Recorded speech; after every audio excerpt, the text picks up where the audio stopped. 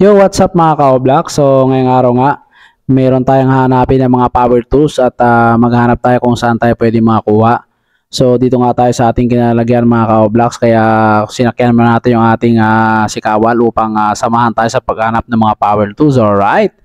So, dito nga mga ka-Oblocks, ay malapit lang tayo dito sa lugar.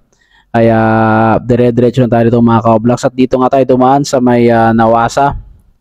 Medyo hindi pa naman traffic mga ka-Oblocks kasi nga linggo.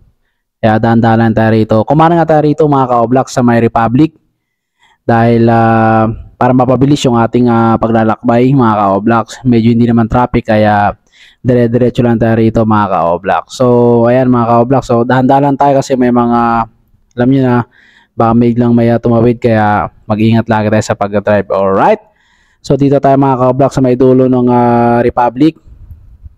At dito na tayo nakarating sa may barangay sa Uyo. So, sa dulo nito mga ka-Oblocks ay kakanan lang tayo dahil diretso tayo dito sa may Dahlia Avenue. So, ito na nga mga ka-Oblocks, no, medyo bumilis tayo ng konti rito dahil medyo madaling sakyan.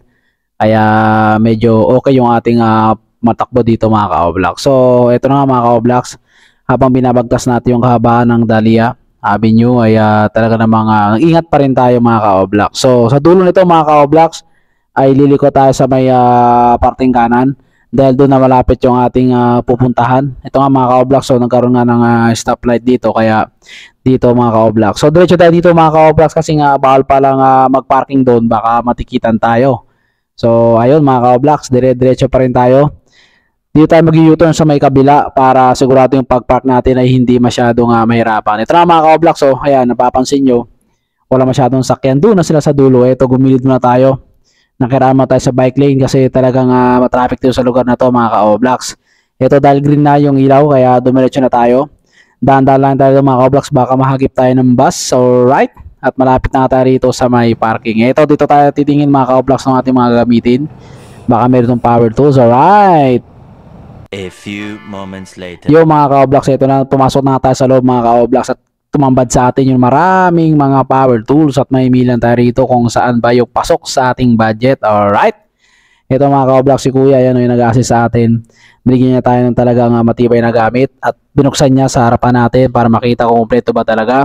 Mamaya papacheck natin yan mga ka-Oblocks kung gumagana ba talaga para pag uwi natin ay magagamit natin yan. Alright. Yun nga, gumana nga. Ito nga mga ka-Oblocks yung grinder na binili natin kanina. Check din natin kung talagang okay. Alright, so pagkatapos yan mga ka-Oblocks, sinagyan natin sa ating sakyan. Ayan. Tinip na natin para hindi malaglag at diretso na tayo sa school. Alright. So ito mga ka-Oblocks, so simula na tayo maglakbay. Ito sa kanan. At diretso tayo pauwi mga ka-Oblocks. So salamat nga pala sa mga follower natin dyan sa mga mag-aaral. Patuloy nyo suportahan. Alright.